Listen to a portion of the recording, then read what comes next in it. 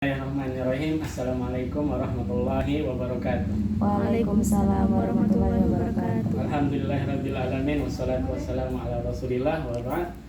Pada sore yang penuh berkah ini saya sampaikan sedikit tentang presentasi saya secara online, Filsafat Muhammadiyah, makna, aspek dan relevansinya bagi kehidupan umat manusia. Filsafat secara bahasa berasal dari bahasa Yunani, filosofia, yang terdiri dari dua kata, yaitu philia yang bermakna persahabatan, cinta dan lain-lainnya, dan kata sophia yang berarti kebijaksanaan atau hikmah. Maka filsafat secara harfiah adalah mencintai kebijaksanaan atau hikmah. Secara istilah, saya mengambil pengertian dari Al-Kindi menyebutkan bahwa filsafat adalah pengetahuan tentang hakikat segala sesuatu dalam batas-batas kemampuan manusia. Adapun Muhammadiyah adalah sebuah persyarikatan yang didirikan oleh Kiai Haji Ahmad Dahlan di Kampung Kauman, Yogyakarta pada tanggal 18 November 1912 Masehi atau 8 Zulhijjah 1330 Hijriah. Persyarikatan ini bergerak dalam bidang keagamaan, pendidikan dan sosial. Makna filsafat Muhammadiyah adalah mendaya gunakan akal pikiran yang sehat dalam mengoptimalkan implementasi keagamaan, pendidikan dan sosial yang menitik beratkan pada purifikasi, yaitu berpedoman kembali kepada Al-Quran dan As-Sunnah dengan memahami hakikat-hakikat kebenarannya. Aspek filsafat Muhammadiyah ada 3, yaitu keagamaan, pendidikan dan sosial. Dalam aspek keagamaan, filsafat Muhammadiyah berlandaskan purifikasi, yaitu kembali kepada kemurnian Al-Quran dan As-Sunnah. Kemudian Kiai Haji Ahmad Dahlan sangat tegas dalam menghindarkan manusia dari penyakit TBC, yaitu takhayul, bid'ah dan khurafat. Kiai Haji Ahmad Dahlan berpendapat bahwa pintu ijtihad masih terbuka, artinya agar manusia dapat mengintegrasikan ajaran Islam sesuai dengan kemajuan zaman, agar agama Islam ini tidak ditinggalkan. Kemudian filsafat juga dalam keagamaan adalah ilmu agama yang dimiliki seseorang hendaknya dibuktikan dalam bentuk amal nyata. Adapun aspek pendidikan, Kiai Haji Ahmad Dahlan mengusung sebuah teori bahwa hendaknya manusia tampil sebagai ulama intelek atau intelek ulama. Ini artinya karena pada zaman dahulu terkenal ada 2 kubu pendidikan, yaitu sekolah Belanda yang sekuler dan pondok pesantren yang dinilai sebagai pendidikan yang jadul.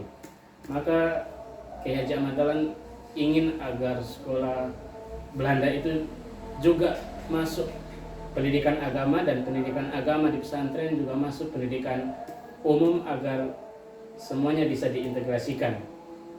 Maka Kiai Haji Ahmad Dahlan memberi pelajaran agama di sekolah-sekolah Belanda tersebut, dan juga mendirikan sekolah sendiri yang dimana di situ diajarkan ilmu-ilmu agama, juga diajarkan ilmu-ilmu pengetahuan secara umum. Adapun aspek sosial, Kiai Haji Ahmad Dahlan sangat membuka perspektif tajdid, pembaharuan atau modernisasi, agar dunia kita terus berkembang. Ada 7 filsafat Kiai Haji Ahmad Dahlan dalam mensukseskan aspek sosial ini. Yang pertama, kita hidup ini hanya sekali, maka orang-orang yang berilmu itu akan khawatir kecuali orang-orang yang beramal, dan orang-orang yang beramal itu akan khawatir dan takut kecuali mereka yang ikhlas. Artinya kita kalau punya ilmu harus beramal, dan kalau beramal harus dilandasi dengan keikhlasan. Yang kedua, kebanyakan manusia itu takabur, sombong, suka mengambil keputusan sendiri, tanpa memperdulikan aspek sosialnya. Yang ketiga, kebiasaan yang dicintai itu sukar dirubah. Jadi manusia kalau sudah punya kebiasaan buruk, yang mana ia menganggap kebiasaan itu baik, maka sulit untuk dirubah. Maka sabar-sabar dalam merubah kebiasaan buruk seseorang yang sudah dianggap baik oleh dirinya, bahkan sudah dicintai oleh dirinya. Yang keempat, adalah yang tersurat dalam Al-Furqan ayat 44 tentang orang-orang yang mendustakan firman Allah Subhanahu wa taala. Yang kelima, manusia yang berpenyakit hatinya suka membuat ketakutan hingga malas beramal. Artinya kita kalau udah sakit hatinya, artinya ada penyakit dalam hati, kita sering membuat suatu alasan-alasan tertentu, ketakutan-ketakutan kita pribadi, hingga akhirnya kita malas beribadah. Ya misalnya kita bilang, saya mau tahajud, tapi nanti kalau saya malam nggak tidur, paginya saya ngantuk, sedangkan pagi saya harus kuliah. Jadi kita buat ketakutan kita hingga akhirnya ibadah-ibadah terlalaikan. Begitu juga dengan aspek sosial, mereka berpikiran, kalau saya infak begini nanti harta saya berkurang, saya mau kasih makan orang, istri anak saya, keluarga saya gimana? Nah, jadi akhirnya karena ketakutan yang dibuat sendiri, akhirnya mereka malas beramal. Yang keenam, tidak banyak pemimpin yang mendukung dan memakmurkan rakyatnya. Ya, ini sudah sangat terbukti. Yang ketujuh, pembelajaran itu terbagi menjadi dua, yaitu belajar ilmu dan belajar beramal. Jadi ada belajar ilmu dan belajar amal. Ya, dan dua ini harus dilakukan. Jangan hanya mencari ilmu tanpa beramal. Relevansi filsafat Muhammadiyah dalam kehidupan manusia, khususnya orang Muslim, adalah bahwasanya orientasi filsafat Muhammadiyah adalah purifikasi kembali kepada kemurnian Al-Quran dan Hadis. Dengan demikian, maka mengetahui hubungan antara filsafat Muhammadiyah dengan kehidupan manusia sama artinya dengan bagaimana mengimplementasikan ajaran Islam dalam kehidupan sehari-hari di mana dan kapan saja. Karena Islam itu memiliki sifat universal.